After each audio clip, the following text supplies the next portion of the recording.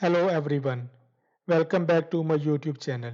In this video I will show you how to add page number to your Word document. So let's get started.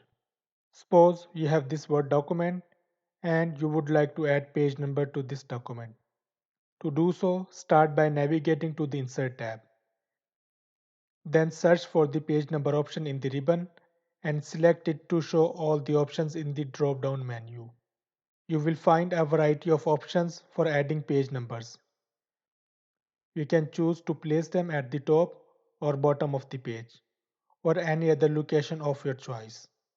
Each option offers different page number formats. Let's check the few options in bottom of page.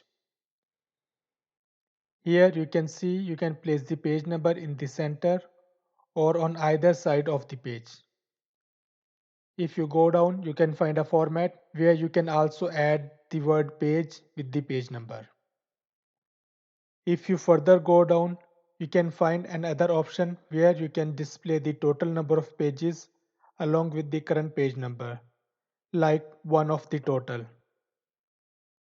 Here you can see there are numerous formats to choose from based on your preferences. You can further customize your page number by clicking on the Format Page Number options. This will open a new dialog box.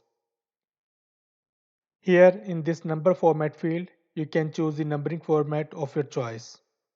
Also, if you check the Include Chapter Number box, the numbering will also include the chapter number in page numbering.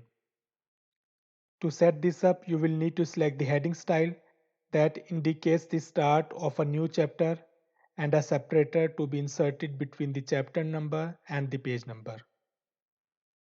Further, if your document has multiple sections, you can select whether to continue your page numbering from the previous section or choose a starting numbering of your document. As an example, let's start from numbering 3. After that, click OK. Here you can see the page numbering are starting from 3. In the next tutorial, I will show you how to choose a different page number format for different sections. This is often used when writing a report or a thesis, and you want to choose a different format for different sections. I hope this tutorial was helpful. See you in the next video.